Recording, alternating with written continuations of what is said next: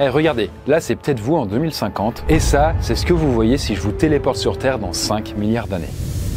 Mais alors, qu'est-ce qui s'est passé entre-temps? Eh bien, rapprochez-vous mes frères d'Islande, on va d'abord découvrir le futur dans à peine plus de 20 ans, puis on voyagera dans le temps étape par étape, pour voir à quoi va ressembler la vie dans 1000 ans jusqu'à 5 milliards d'années. On va parler d'événements catastrophiques qui vont transformer la Terre au fil du temps, avec des chaleurs terribles, des aires glaciaires, des supervolcans, un nouveau continent, et on suivra l'évolution de la vie et de l'espèce humaine, pour voir la tête qu'auront vos descendants et comment l'humanité va survivre ou disparaître. Et là, on commence avec l'année 2050. Mais avant d'explorer vraiment le futur, on va faire un petit saut rapide dans le passé, le 6 juin 1944 précisément. Et là, est-ce que vous avez une petite idée de ce qui s'est passé ce jour-là? Alors non, ce n'est pas l'anniversaire de la mamie que vous avez encore oublié. Non, non, non. Non, Gustave, désolé. Non, là, il s'agit du débarquement de Normandie. Et notre cobaye, Gustave, aimerait rendre un petit peu hommage à cette journée historique. Et ça, c'est ce que propose World of Warships, qui est le jeu de combat naval qui sponsorise la vidéo, puisque pour les 80 ans du débarquement, ils organisent un événement très spécial. En fait, si vous connaissez pas le jeu World of Warships, c'est un jeu de tir tout public et gratuit sur PC. Et vous avez le choix dedans parmi près de 650 navires historiques et réalistes, de 13 nationalités différentes. Et là, à l'occasion des 80 ans du débarquement, de nouveaux vaisseaux arrivent dans le jeu. Par exemple, Gustave, qu'est-ce que tu choisis? Tu peux prendre le destroyer, le croiseur, le cuirassé, porte-avions, ou peut-être même un sous-marin. Mais bon, en tout cas, vous allez aussi pouvoir jouer des batailles directement inspirées du débarquement. Vous serez alors capitaine d'un vaisseau de guerre allié et vous aurez même des missions spéciales à réaliser. Comme par exemple couler des destroyers nazis et anéantir leurs canons sur la côte pour recréer la victoire. D'ailleurs, vous le constatez par vous-même, mais les graphismes du jeu sont vraiment stylés. En plus de ça, c'est un jeu en équipe, vous pouvez inviter vos potes ou bien même rejoindre un clan, donc c'est quand même plus convivial, faut être honnête quoi. Là, par exemple, Gustave se met à jouer avec Balthazar et même d'argent, ils sont un petit kiff. Bref, vous pouvez vous inscrire au jeu avec le lien en description. Et vous recevez même en cadeau un énorme pack de démarrage d'une valeur de 25 balles. Dedans, il y a 7 jours premium, 1 million de crédits, et après 10 batailles, vous pouvez même choisir un navire de rang 4, comme le Phoenix ou même le Wakeful. Mais bon, quant à nous, après avoir rendu hommage au passé, il est vraiment temps de la passer dans le futur. En 2050, vous aurez 26 ans de plus. Moi, par exemple, ça me fera 62 ans. Et la vie aura pas mal changé. Déjà, en arrivant en 2050, vous remarquez que tout de suite, il fait très chaud. En fait, le thermomètre dépasse souvent les 40 degrés en France. Et ça, c'est devenu un petit peu la norme en été parce que le climat de la Terre s'est réchauffé de 2 degrés. Parce qu'en effet, c'est le scénario qui est prévu en 2050 si nos émissions de CO2 ne diminuent pas assez d'ici là. Concrètement, en France, tous les étés ressembleront à celui de 2022, mais en pire. Et il fait une chaleur de bête là, non? Parce que souvenez-vous, en 2022, il y avait eu des incendies partout en France, notamment des feux géants en Gironde. Et par endroits, le sol s'est tellement déformé en séchant que ça a fissuré des milliers de maisons. Les agriculteurs ont perdu une partie de leur récolte à cause du manque d'eau aussi. Bref, en 2050, le réchauffement climatique commence à changer la face du monde.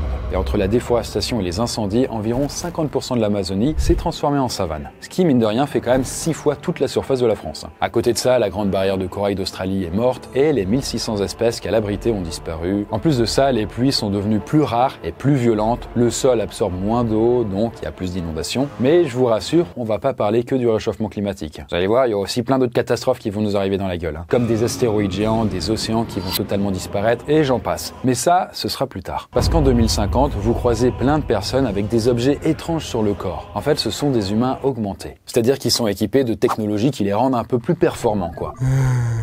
Technologie à induction, ça. Pour mieux voir, avoir plus de force, ou même connecter leur cerveau à un ordinateur. Et déjà, en fait, ces inventions sont en train de voir le jour en 2024. Par exemple, les puces neuronales qui se branchent directement sur le cerveau et qui ont été créées par Elon Musk ont dû faire un bond de géant. Sachant qu'en 2024, elles permettaient déjà à des handicapés de jouer aux échecs ou même aux jeux vidéo.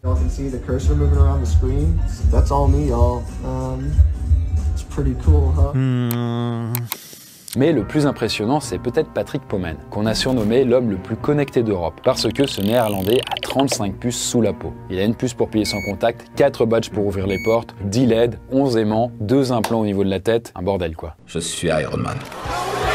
Par contre, en 2050, on sera environ 9 milliards d'humains, soit 1 milliard de plus qu'en 2024. Et les villes seront devenues plus végétales pour lutter contre l'augmentation de la chaleur. Il y aura aussi plus de sécheresse. On devra faire aussi face à d'énormes pénuries d'eau qui vont provoquer des guerres. Et même en France, on ne sera pas épargné. Souvenez-vous durant l'été 2022. En juillet 2022, j'ai d'abord déclenché le niveau maximal de restriction sur l'eau pour ma commune dans le Gard. Mais ça n'a pas suffi. Notre stock d'eau potable diminuait dangereusement. Alors, j'ai dû couper l'eau de 18h à 2h du matin. C'était soit ça, soit la coupure totale et le ravitaillement avec les camions-citernes. On a aussi réduit le débit pour économiser au maximum. La plupart des habitants comprennent et font des efforts. Mais certains lavent encore leur voiture malgré les restrictions. Vu la situation, on risque de devoir mettre des amendes. Et chaque année, on comptera des milliers de morts à cause du réchauffement climatique. Mais à votre avis, est-ce que l'humanité aura trouvé des solutions d'ici 2100 ? Eh bien, on voit ça tout de suite. On continue notre voyage dans le temps et on se téléporte 76 ans dans le futur. Moi par exemple, ça me ferait 112 ans. Si on se base sur l'espérance de vie actuelle, il y a peu de chances qu'on soit encore tous là. Par exemple, en 2024, l'espérance de vie en France est de 86 ans pour les femmes et 80 ans pour les hommes. Mais il y a quand même des chances que je puisse voir 2100. Et peut-être que vous aussi. Je vous en parle juste après, vous allez voir ça. Bref, on arrive en 2100 et là vous avez encore plus chaud que tout à l'heure. Parce que le réchauffement climatique a continué et on a pris 1 degré en plus dans la tête. Et ça paraît rien mais c'est largement suffisant pour bien dégrader les conditions de vie sur Terre. Et à ce moment-là, selon la NASA, de grandes zones sur la planète sont devenues totalement inhabitables. Par exemple l'Asie du Sud, la mer Rouge, certaines régions du Brésil ou même de la Chine. Et là si vous alliez sur place, la chaleur et l'humidité ont tellement augmenté qu'un humain ne peut pas y survivre. C'est un peu comme si vous alliez dans un hammam, vous pouvez pas tenir longtemps. C'est pareil. En parallèle, 30% des espèces de la Terre ont disparu, en tout cas c'est ce que prévoient les chercheurs, et tout ça je vous le donne en mille à cause de la 6e extinction de masse qui a été provoquée par certaines activités humaines. Toi tu vis, toi tu crèves. Et là vous dites certaines activités, mais tu penses à quoi? Pollution, sauvage, braconnage, agriculture intensive, urbanisation, maladies, déforestation. Donc ça veut dire qu'un animal et une plante sur 3 risquent de ne plus exister. Et parmi les plus menacés, on trouve certains singes, des poissons, des rhinocéros, mais aussi des tortues comme Georges le Solitaire. En fait, c'est le nom d'une tortue géante qui est âgée de plus de 100 ans et qui est morte en 2012. Et malheureusement pour Georges, c'était le dernier représentant de son espèce. Après, quand même, il y a eu des tentatives pour la sauver. Georges a rencontré plusieurs femelles tortues d'espèces assez proches, mais les œufs qu'elles ont pondus n'ont pas fonctionné. Mais il existe plein d'autres histoires du genre. Par exemple, en 2024, il ne reste plus que 2 femelles rhinocéros blancs du Nord. En parallèle, le réchauffement climatique augmente les événements météo extrêmes. En 2100, il y a plus de tornades, d'orages, de pluies violentes. Et le niveau des océans est monté de quasiment 1 mètre. 1 mètre, ça suffit pour que des îles comme les Maldives ou même les îles Marshall soient sous l'eau. Et mine de rien, ça fait que des centaines de millions de personnes sont obligées de migrer. Et certaines villes comme New York, Calcutta ou même Shanghai ont été abandonnées et reconstruites ailleurs après avoir été envahies par la mer. Bref, en 2100, la vie sur Terre est devenue à la fois très différente et pourtant terriblement identique à aujourd'hui. C'est un petit peu comme si on comparait les années 1900, vous voyez avec ces visuels-là, et l'année 2000. Par exemple, au début du siècle dernier, l'espérance de vie était de seulement 45 ans. Les gens vivaient beaucoup plus à la campagne, ils étaient nombreux à cultiver leurs propres légumes. Il y avait beaucoup de gens qui n'avaient pas d'électricité ni même de bagnole. Il fallait lire le journal pour s'informer et écrire des lettres pour communiquer à distance. Et bien 100 ans plus tard, on a des ordinateurs, internet, des TGV, des handspinners, des supermarchés. Bref, nos ancêtres nous verraient sûrement comme des sorciers. Pourtant, on continue à ne pas avoir de voiture volante. En tout cas, même en 2100, faut vraiment pas imaginer que le monde va ressembler à Star Wars avec des immeubles qui vont faire des kilomètres et compagnie. Alors, il y en aura sans doute quelques-uns, mais finalement assez peu, ce sera pas la norme. Parce que pour voir des choses beaucoup plus folles, faudra aller beaucoup plus loin dans le futur. Cela dit, en 2100, les humains sont allés sur Mars. On aura aussi des bases habitées sur la Lune, mais aussi, encore plus fou, des toilettes équipées de capteurs d'ADN qui seront capables de détecter si vous avez des cancers. Ah oui, ça c'est dingue, ça c'est fou. Je sais pas si vous vous rendez compte, mais c'est quand même complètement fou là ce qu'on vit là. L'espérance de vie aura aussi augmenté. Peut-être que je serai encore en train de faire des vidéos quoi. Par exemple, les Toubibs seront capables de produire des pièces de rechange pour vos organes. Et en 2100, le premier clone humain viable a été réussi, ce qui pose de vrais problèmes éthiques. Parce que jusqu'à maintenant, on avait réussi à cloner des animaux, mais ils ne survivaient pas longtemps, genre quelques jours ou quelques semaines après leur naissance. Jusqu'à ce que la Chine mette au point une nouvelle technique, parce qu'ils ont réussi à cloner un singe appelé Rétro. En 2024, Rétro a passé le cap quand même des 2 ans de vie. Par contre, c'est quand même le seul qui a survécu sur 113 tentatives. Donc il y a du boulot encore. Mais ça tombe bien, puisqu'en 2100, si on peut cloner des êtres humains, ce qui est surtout intéressant, c'est de pouvoir cloner leurs organes. En même temps, il y a quand même beaucoup de personnes. On a atteint le pic des 10 milliards d'êtres humains sur Terre. Et même s'il y en a une partie qui vit dans l'espace, sur la Lune et sur Mars, c'est pas assez. Mais surtout, la bonne nouvelle, en 2100, la population humaine a fini par se stabiliser et à partir de là, va se mettre tout doucement à descendre. En plus, il y a des millions de morts à cause du réchauffement climatique, donc ça accélère les choses.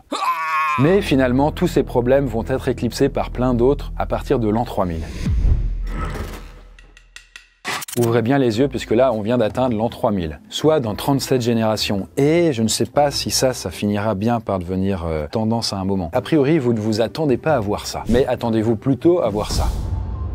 En fait, cette image, elle a été créée par des scientifiques et un artiste. Et ils ont imaginé l'évolution de plusieurs endroits sur Terre entre l'an 1500, puis aujourd'hui, et après 2500. Alors selon eux, la température pourrait avoir lentement continué à augmenter jusqu'à atteindre plus 4 degrés. En fait, tout le CO2 qu'on a craché, bien, il met du temps à disparaître. Vous voyez, il y a une inertie. Et par exemple, dans 1000 ans, il restera encore un quart du CO2 qu'on a émis en 2024. Et résultat, il y a encore plus de régions devenues inhabitables pour l'humain. Les villes seront beaucoup plus vertes. Vous voyez, donc du coup, ce sera couvert de végétation pour réduire la chaleur. Après, il est possible que dans certaines zones, les humains soient obligés de sortir équipés pour pouvoir se protéger de la chaleur. Un peu comme dans Dune où le peuple Fremen porte des vêtements hyper optimisés. Mais en l'an 3000, on cultive aussi des plantes beaucoup plus résistantes, bien plus adaptées aussi à ce nouveau climat et avec l'aide de robots dotés d'intelligence artificielle. Et du côté des villes, si on regarde les constructions qui datent de 1000 ans, c'est-à-dire l'époque 2024, elles sont quand même en piteux état. On les a probablement rasées, on a construit par-dessus ou on a construit à côté. Un peu comme dans les années 1850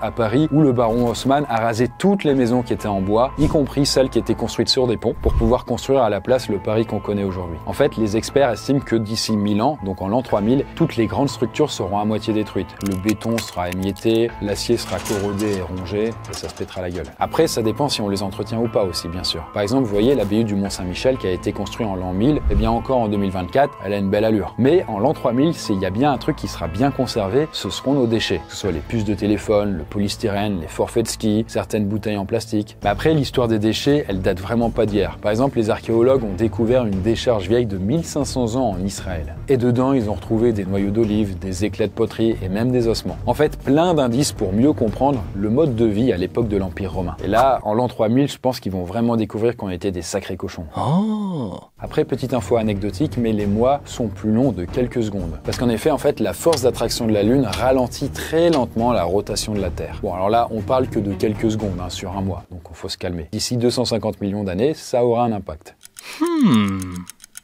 Mais c'est pas tout, puisque l'être humain évolue aussi physiquement avec le temps, siècle après siècle. Une entreprise américaine a imaginé à quoi ressemble l'être humain en l'an 3000 à partir de plusieurs études scientifiques. Je vous présente votre petite fille. Alors oui, elle a un peu le dos voûté, le cou en avant, les doigts crochus, un crâne plus grand, un cerveau plus petit. Faut pas s'étonner quand on est autant assisté par la technologie. Et encore plus avec toutes les IA et tous les robots qui vont apparaître dans les siècles. Eh bien, petit à petit, on s'est adapté à ça. L'utilisation des téléphones ou des ordinateurs, par exemple. Bien entendu, à condition que l'espèce humaine existe toujours. Par exemple, en 2016, l'astrophysicien Stephen Hawking n'était pas très confiant à ce sujet. La fin cataclysmique de la Terre sera sans doute provoquée par l'homme, qui dévore les ressources de la planète à un rythme insoutenable, sans oublier les risques liés au réchauffement climatique, à une possible guerre nucléaire ou à des virus génétiquement modifiés. Bien que la probabilité qu'un désastre survienne sur la planète Terre soit assez faible, elle s'accroît avec le temps et devient presque une certitude dans les 1000 ou 10 000 prochaines années. Il faudrait que nous nous soyons déjà propagés dans l'espace, de sorte qu'un désastre sur Terre ne signifierait pas la fin de la race humaine. Nous devons nous adapter, repenser ce que nous entendons par richesse. Mais j'ai confiance en l'être humain, qui est infiniment ingénieux, optimiste et adaptable. Mais là c'est bon, bonne nouvelle, en l'an 3000, on a déjà construit une mégapole sur Mars, qui comprend des millions d'habitants, voire même plusieurs mégapoles sur toute la planète rouge. En même temps, si on se basait quand même sur les estimations d'un certain Elon Musk, selon lui, en 2050, on aurait déjà construit une ville sur Mars qui pourrait s'appeler Nuwa et qui comprendrait 250 000 habitants. Donc, imaginez en l'an 3000, c'est bon quoi. Et en même temps, à cette époque-là, on n'aura pas attendu de crever la gueule ouverte avec le pétrole, qui se sera raréfié. On maîtrisera des nouvelles formes d'énergie, comme par exemple la fusion nucléaire. En gros, c'est le même principe que ce qui se passe au cœur d'une étoile, comme le Soleil. En même temps, sur Terre, les experts pensent que la plupart des langues actuelles, par exemple comme le français, auront disparu. C'est normal puisque chaque année, on ajoute et on supprime des centaines de mots dans le dictionnaire français. Siècle après siècle, une langue évolue jusqu'à ne plus ressembler à ce qu'on connaissait avant. Ce qui fait que si vous parlez avec un français de l'an 3000, vous allez rien biter. Mais continuons à faire un saut dans le temps pour désormais découvrir les changements dans 100 000 ans. Imaginez, nous sommes maintenant 3800 générations dans le futur, et sur l'échelle de l'humanité, mine de rien, c'est un bond de géant. Donc il faut vraiment vous imaginer, notre espèce, donc l'Homo sapiens, est apparue il y a à peu près 300 000 ans. On a quitté le plateau de l'Afrique pour se répandre sur le reste de la planète il y a à peu près 100 000 ans. À ce moment-là, les mammouths ou même les rhinocéros laineux existaient encore et on était des chasseurs-cueilleurs. Donc si on fait un bond dans 100 000 ans, nos descendants nous verront un petit peu comme nous on voit les chasseurs-cueilleurs du passé. Ce sera le même gap de temps, faut vous dire. Et du coup, en l'an 100 000, quoique je suis pas sûr qu'on utilisera le mot l'an 100 000, on aura changé de calendrier. Aujourd'hui c'est le premier jour de notre monde. Enfin, d'ailleurs, vu que c'est le premier jour, on dit quoi, on est lundi? Non, on est jeudi. Si on commençait par un jour férié, hein, on va tous se recoucher, symboliquement c'est fort. En tout cas, les humains à ce moment-là auront probablement bien d'autres préoccupations. La nouvelle ère glaciaire qui pointe le bout de son nez. Parce qu'en effet, en fait, la Terre alterne depuis toujours entre les périodes glaciaires et interglaciaires. Et en gros, la température baisse et monte de quelques degrés sur des milliers d'années. Typiquement, la précédente ère glaciaire a duré 100 000 ans et le climat était plus froid de 4 degrés en moyenne. Là, ça paraît pas comme ça, 4 degrés en moins, mais faut imaginer que le niveau de la mer avait baissé alors jusqu'à 120 mètres. Là, regardez avec une carte. Durant la précédente ère glaciaire, on pouvait rejoindre la France et l'Angleterre à pied. Les glaciers recouvraient la Terre jusqu'aux États-Unis et l'Allemagne. Donc voilà à quoi pourrait ressembler notre planète lors de la prochaine. En tout cas, la rotation de la Terre a continué à ralentir et les journées sont plus longues de 2 secondes. Autrement dit, sur Terre, chaque année dure 12 minutes de plus. Depuis lors, si vous regardez le ciel, les étoiles Bételgeuse et Antares ont explosé en supernova. Alors si vous êtes là au bon moment, à quelques millénaires près, bien entendu, vous pourrez voir des explosions spectaculaires dans le ciel que vous pourrez voir à l'œil nu et en plein jour et qui pourront durer des années entières. Mais ne lâchez pas trop le ciel des yeux, vous comprendrez quand on sera dans 1 million d'années. Dans 100 000 ans, il y a aussi plein d'espèces qui ont disparu, mais il y en a aussi également plein d'autres qui vont apparaître. Il y a un géologue qui a imaginé des exemples très concrets et plausibles de ces nouvelles espèces-là. Il a par exemple prévu que des lapins deviendraient petit à petit des sortes d'antilopes, des rats qui grossiraient pour devenir petit à petit des petits loups, et il y a même d'autres spécialistes qui prévoient des pigeons carnivores ou des rats-baleines. C'est un peu un enfer quoi quand même. Après bon, je suis sûr qu'ils seront adorables quoi. Bien sûr. Sans aucun doute. Et surtout, autre petite mauvaise nouvelle à ce moment-là, mais c'est que la Terre risque de subir une super éruption volcanique. Et une super éruption, pour vous dire, c'est l'équivalent de plusieurs milliers de bombes nucléaires qui exploseraient en même temps. C'est si dévastateur qu'en fait, ça crée un bordel monstrueux sur toute la planète, puisqu'après, il va y avoir un nuage de cendres qui recouvre l'entièreté du globe, et ce qui peut après provoquer des hivers volcaniques, puisque la lumière n'arrive même plus à passer à travers. Et si on voulait parler même de la plus puissante d'entre elles, elle était arrivée 73 000 ans avant Jésus-Christ, et elle était si puissante qu'elle avait failli raser l'Homo sapiens. En fait, c'était le volcan Toba en Indonésie qui avait plongé la Terre dans le chaos. Sa puissance, alors c'est plus ou moins une estimation, mais serait équivalent d'à peu près 500 000 bombes nucléaires comme celle qui a frappé Hiroshima. Bref, l'humanité en prend plein la tronche, on peut facilement miser sur des milliards de morts si on n'est pas préparé, à moins que, à ce moment-là, tout le monde se soit barré sur Mars. En fait, selon certains scientifiques, il faudrait à peu près 100 000 ans pour créer une atmosphère respirable sur la planète rouge. Notre voisine ressemblerait alors petit à petit à la Terre, selon les prévisions les plus optimistes. Elle aurait une atmosphère, des océans, des montagnes, des nuages, des plantes, des villes également. Donc finalement, en 100 000 ans, pourquoi ne pas déménager ? Sur Terre, toutes les constructions humaines arrivent à expiration les unes après les autres. Et même la réserve mondiale de graines de Svalbard risque d'être expirée. Et ça, en fait, c'est une sorte de congélateur géant, pas très loin du Groenland, qui a été construite en 2006 dans le but de stocker un maximum de graines de plantes différentes. L'objectif étant de servir de réserve en cas de catastrophe ou d'apocalypse. Si une espèce disparaissait, par exemple, on aurait toujours un échantillon de celle-ci. Mais en même temps, faut pas se leurrer, les graines qui sont stockées là-bas, même si c'est dans le froid, elles ont une durée de vie de quelques siècles à quelques millénaires. Donc, dans 100 000 ans, faudra renouveler tout ça beaucoup de fois. Mais bon, de son côté, sinon, ça va. L'humanité a continué à évoluer et elle pourrait ressembler à ça maintenant. L'un des changements majeurs sera un front plus large pour s'adapter à un plus gros cerveau. La peau deviendra plus pigmentée et les paupières plus épaisses à mesure que l'on colonisera le système solaire. Cela afin d'être mieux protégé contre les rayons UV nocifs, là où il n'y aura pas l'atmosphère terrestre pour nous protéger. Et finalement, grâce au progrès en génétique, nos descendants auront la capacité de contrôler l'évolution humaine. On pourra prendre le contrôle de la forme humaine et la plier à nos besoins. Ce visage humain sera fortement orienté par les goûts humains. Des lignes fortes et royales, un nez droit, un nez intense, des yeux et des traits du visage qui respectent le nombre d'or et une symétrie parfaite. Après, je précise, c'est une théorie parmi tant d'autres. Les espèces mettent énormément de temps à évoluer, en vrai. Et 100 000 ans, même si ça paraît gigantesque dans notre tête, en vrai, dans l'histoire de l'évolution, c'est juste un grain de sel.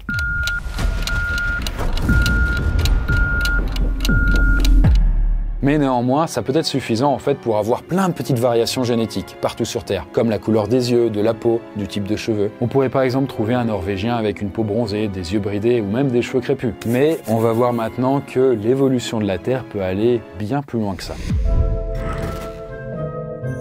Ok, continuons notre petit voyage dans le temps pour nous arrêter désormais dans 1 million d'années. Et là, on commence vraiment à entrer dans des ordres de grandeur qui sont pas faciles à se représenter. Imaginez, si une année, ça représentait 1 mètre. Et disons que vous avez de la chance et que vous vivez jusqu'à 100 ans, votre vie pourrait se mesurer à la taille d'un terrain de foot. Et bien maintenant, 1 million d'années, ça représente 1000 km, soit quasiment la longueur de la France du nord au sud.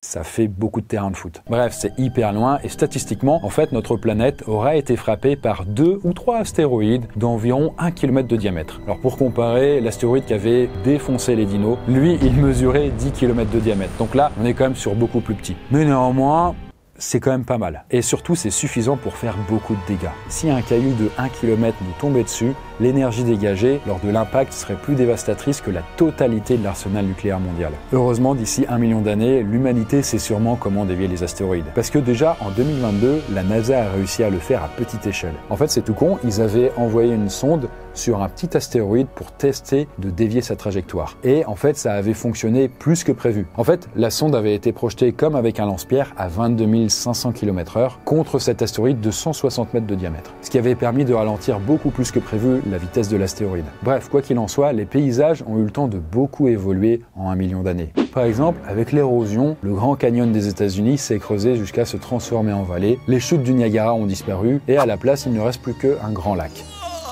Toutes les montagnes du monde se sont aplaties aussi. Et même les continents sont petit à petit en train de bouger. Et même si là, c'est pas encore flagrant, vous verrez le résultat dans 250 millions d'années. Par contre, l'espèce humaine sera peut-être plus là pour voir ça. Et c'est très sérieux, ils se sont basés sur l'évolution de l'homme et d'autres espèces similaires. Et ils ont estimé le temps qu'il faut pour que l'espèce humaine se divise en plusieurs lignées. Et ça prend en vrai 1 million d'années. Donc officiellement, c'est la fin de l'espèce humaine telle qu'on la connaît. Mais ça veut pas dire que l'humain disparaîtrait, ce serait juste qu'il n'y aurait plus l'Homo sapiens, mais il pourrait y avoir plusieurs homos. Sachant que déjà 300 000 ans avant Jésus-Christ, l'espèce humaine s'était séparée en 2 familles. Il y avait l'Homo sapiens, donc nous-mêmes, et l'homme de Néandertal qui a disparu. Donc imaginez dans 1 million d'années. On va créer plein de bébés quoi en fait, ça va être beau.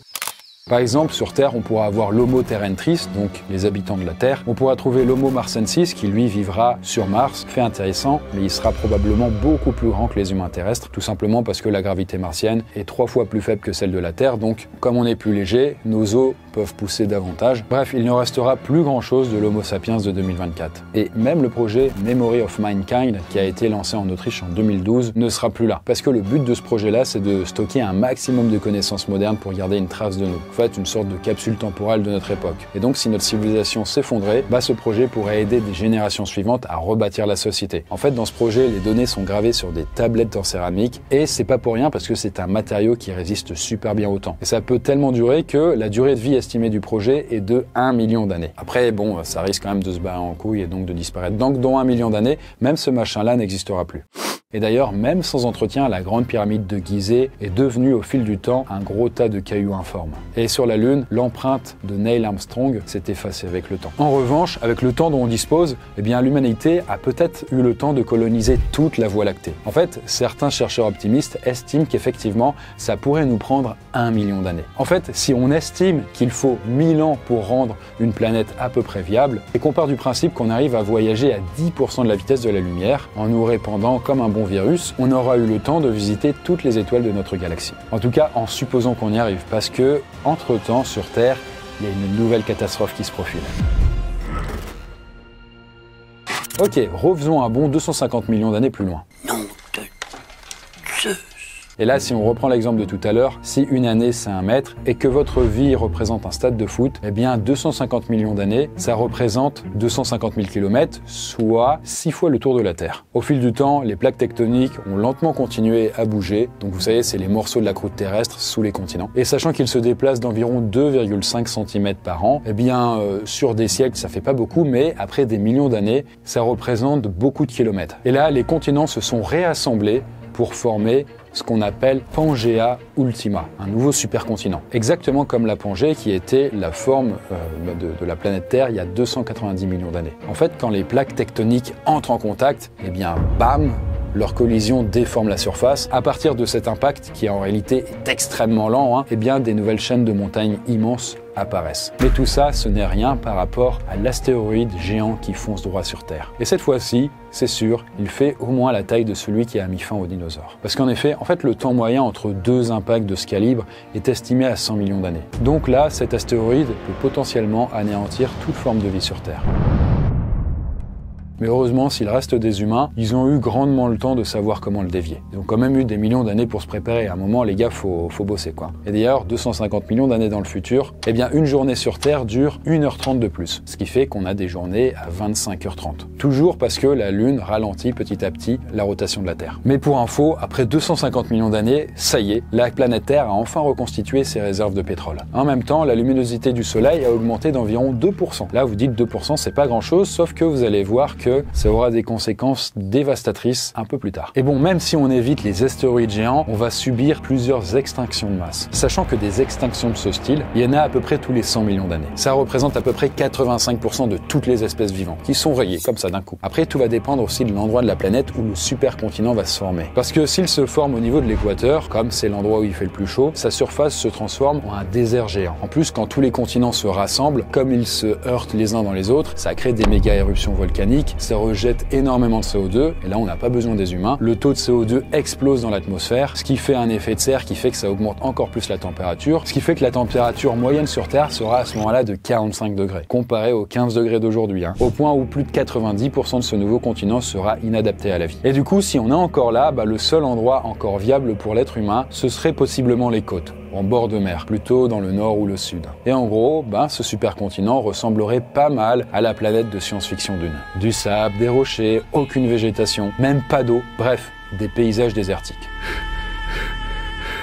Mais après, vous imaginez pas non plus en train de rider sur un ver des sables géants comme Timothée Chalamet. Et d'ici là, il est possible que nos descendants aient inventé des solutions pour vivre dans ce genre de conditions. Et des solutions qui seront bien plus évoluées que sur le film Dune. Essayer de mettre un petit tuyau dans leur nez, là.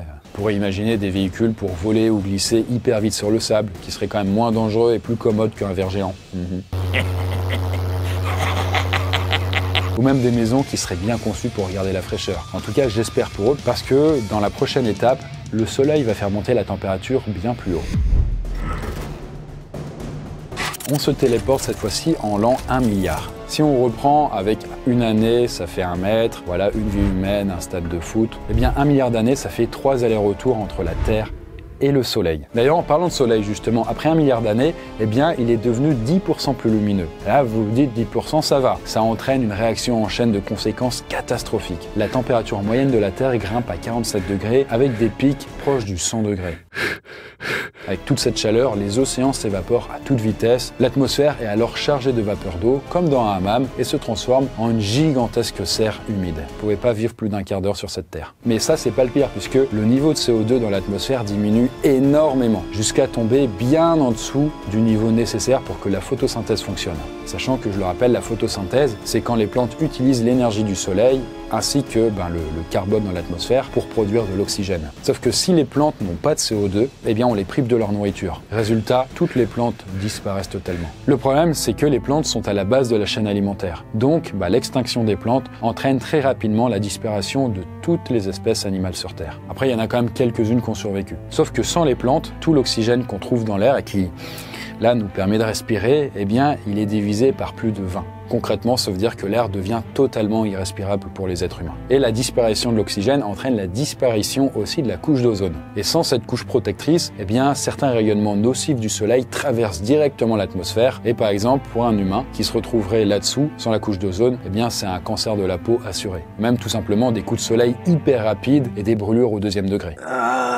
En plus, après 1 milliard d'années, le noyau de la Terre s'est beaucoup durci et refroidi, ce qui a pour effet d'affaiblir le champ magnétique autour de la Terre, une autre protection autour de la planète, et ce qui fait que les rayons nocifs du Soleil vont encore plus nous traverser. C'est simple, en fait, la Terre devient un caillou stérile et inhabitable. En fait, on pourrait la comparer à Kepler 452b, qui est une exoplanète rocheuse, parce qu'elle se trouve quasiment à la même distance de son étoile que la Terre et le Soleil, qui d'ailleurs est une étoile qui ressemble pas mal à notre Soleil. Et ce qui est intéressant avec ce système stellaire-là, c'est qu'il est plus vieux que le nôtre d'environ 1,5 milliard d'années. Autrement dit, en l'observant, on peut avoir un petit aperçu du futur de la Terre. Et justement, la température de cette exoplanète serait en train d'augmenter à cause de son étoile. On verra d'ailleurs une autre planète juste après qui nous permettra de voir le futur encore plus lointain. Mais bon, là, sur Terre, même au bout d'1 milliard d'années, malgré tout ce qu'on vient de voir, il reste encore quelques petites formes de vie. Il reste encore des bestioles qui ne dépendent pas d'autres espèces pour survivre. Par exemple, les termites ou même les vers qui pourraient peut-être s'accommoder de ces conditions hardcore. On peut aussi trouver des poches d'eau au niveau des pôles nord ou pôle sud. De quoi accueillir une dernière forme de vie un peu primitive, quoi. Et là, du côté de l'humanité, le projet Voyager's Golden Records arrive à expiration. Il s'agit en fait de 2 sondes spatiales qui contiennent chacune un disque en or gravé. Elles ont été lancées en 1977 dans l'espoir que peut-être des extraterrestres les retrouvent. Un peu comme des bouteilles à la mer stellaire, quoi. Sachant que les disques contiennent des photos, des sons, des textes. Mais malheureusement, leur durée de vie, bien que gigantesque, elle est estimée à 1 milliard d'années environ. Parce que les disques s'usent lentement, avec les petites particules dans l'espace, même s'il n'y en a pas beaucoup, ça se désagrège tout doucement. Et jusqu'à ce que les informations stockées dessus soient irrécupérables. Dans 1 milliard d'années, il ne reste plus aucune trace de vie de notre civilisation actuelle. À moins qu'on installe des tentes dans le jardin. Peut-être il y a une possibilité. En fait, certains chercheurs ont étudié le principe d'astro-ingénierie. Et là, en fait, c'est une technique qui permet de modifier l'orbite d'une planète. En fait, selon eux, on pourrait éloigner la Terre du Soleil au fur et à mesure que sa luminosité augmente. Sinon, après, en fait, c'est pas si grave parce que même si la Terre devient un gros caillou mort, certaines exoplanètes ont une durée d'habitabilité où on peut vivre dessus 10 fois plus longue que celle de la Terre. Elles pourraient donc nous accueillir quand notre planète d'origine sera invivable. Parce que, dans tous les cas, ça va arriver et je vous explique ça maintenant. Nous voilà dans l'étape ultime de notre voyage dans le temps et là on se téléporte en l'an 5000. Enfin non, pas 5000, qu'est-ce que je dis? Non, il dit des choses incohérentes. En l'an 5 milliards. C'est les genres de chiffres que les enfants y balancent. Toi je te tue 1 milliard de fois, toi 5 milliards. Bon là on y est. Entre-temps, la galaxie d'Andromède a complètement fusionné avec la Voie lactée. Ça a créé une nouvelle galaxie nommée Milkomeda. Mais après il y a un petit risque au passage, en se fonçant l'une sur l'autre. Alors ça a pris du temps, ça a pris des milliards d'années. Le système solaire a peut-être été éjecté de la galaxie. Mais heureusement, même si on était éjecté, eh bien, nos planètes continueraient à graviter autour du Soleil. D'ailleurs, la luminosité du Soleil a continué à grimper jusqu'à dépasser les 40% par rapport à 2024. Et jusqu'à créer des conditions encore plus extrêmes que celles de Vénus. Mais en tout cas, ça tombe bien puisque la planète Terre, dans 5 milliards d'années, avec sa température qui augmente de manière démesurée, eh bien on pourrait avoir une température moyenne de 1000 degrés assez facilement. Ce qui serait largement suffisant pour faire fondre les roches à sa surface. Et à ce moment-là, la planète Terre pourrait ressembler assez bien à l'exoplanète TOI 671301. C'est un joli petit nom qu'on lui a donné à sa naissance et qui a été découverte en 2024. Parce que là-bas, la température y est de 2300 degrés et elle est recouverte de volcans et de lave. Le contraire m'aurait un peu étonné. Bon, en gros, si vous avez vu Star Wars, c'est la planète Mustafar. Et surtout, dans 5 milliards d'années, le Soleil est entré dans une nouvelle phase de sa vie. Son noyau est alors devenu extrêmement chaud et l'étoile elle-même s'est transformée en ce qu'on appelle une géante rouge.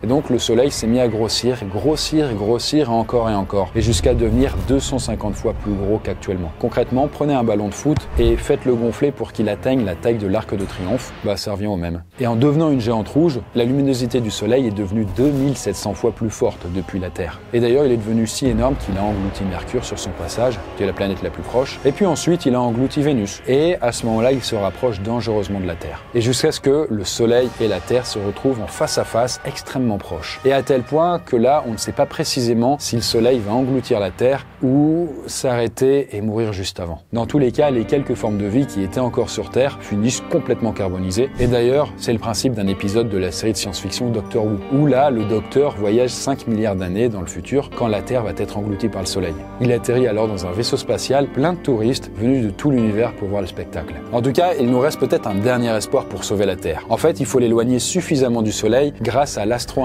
Mais si vous voulez vraiment rester dans notre système solaire, vous pouvez toujours à ce moment-là rejoindre Mars. Ou même une autre possibilité, c'est de coloniser la lune Titan qui est en orbite autour de Saturne et qui se trouve encore plus loin. En fait, comme le Soleil la réchauffe, elle pourrait atteindre une température suffisante pour devenir habitable. Et comme il y a de la glace sur Titan, la glace pourrait fondre pour devenir des océans. En tout cas, une chose est sûre, tout ce qui se passe dans 5 milliards d'années, c'est plus tout à fait notre problème, quoi. Notre corps aura été décomposé depuis bien longtemps. Bref, ce sera la fin de la planète Terre telle qu'on la connaît, et celle de l'humanité.